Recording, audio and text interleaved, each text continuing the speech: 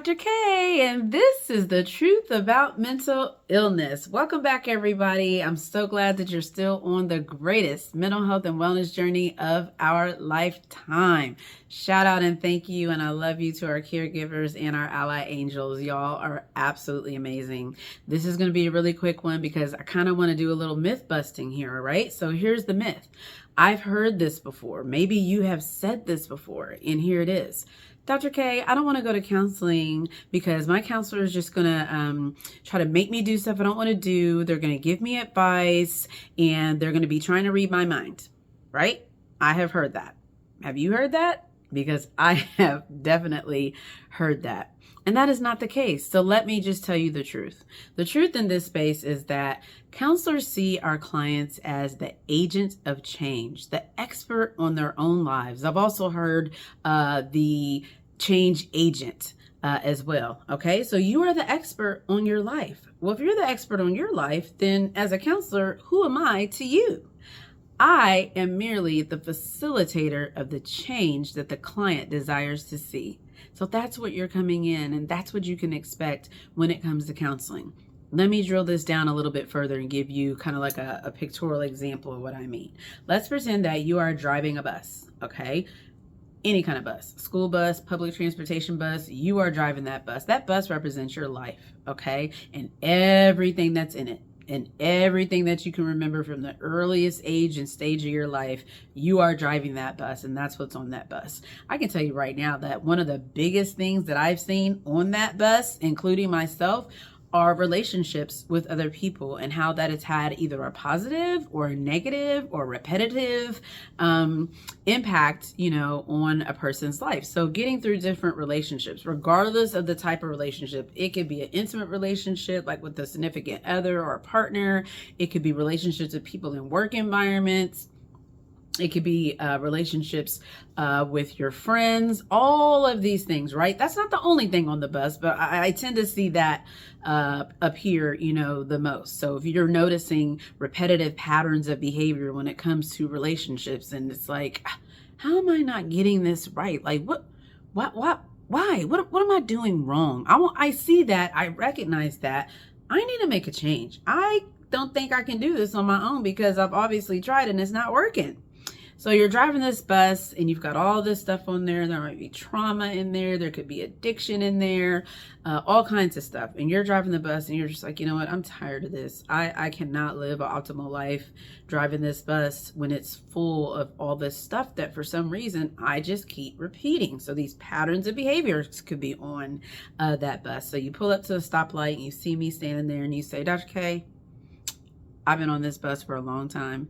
I need to start making some changes. Like I need to get into this. All I'm doing is getting older every minute of every day, right? I would love to address this. Will you get on this bus with me?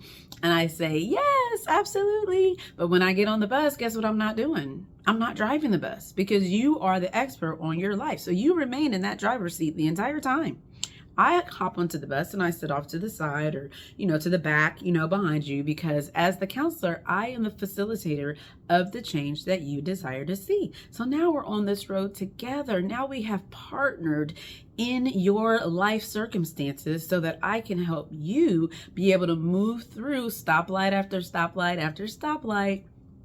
There might be times where there's stuff on that bus that we need to just chuck out the window. We don't need these things anymore because they're not serving us for the better. And again, relationships continues to be the biggest part of what I see when I work with clients in terms of how it's having such a deep and most times negative impact, on the client's life. So I'm the facilitator of the change that the client desires to see. So we are on this bus together. This bus still represents your life. We're, driving. I'm writing, and we're just processing through things. I'm going to be using different therapeutic modalities that are evidence-based. I'm probably going to pull out some evidence-based clinical tools that's going to help you understand your thought processes and your behaviors a little bit better. And the goal in that space would be whatever it is that you desire. Maybe you want to stop having these poor patterns of relationships in your life. And so maybe that's what we're addressing at that point. Something else could happen in the middle of us, rolling down down the street on this bus called your life, and we may need to put that relationship stuff on hold for just a minute so that we can address what it is that has happened. There could be a crisis, that occurs. So I'm open. As the facilitator of change that you want to see, I'm open to you just driving this bus and me helping you get to where it is that you desire to be, no matter what the circumstance, no matter what the situation, and most importantly, doing it with validation, affirmation, empowerment. Okay. And also being in a position to call out certain patterns of behaviors that I may see you going through that could possibly be contributing to why this stuff is still on your bus, right? If you don't want it there, let's talk about that, right? So that's what you can expect to see or hear or know when it comes to counseling. So client, expert of your life, counselor, facilitator of the change that you would like to see.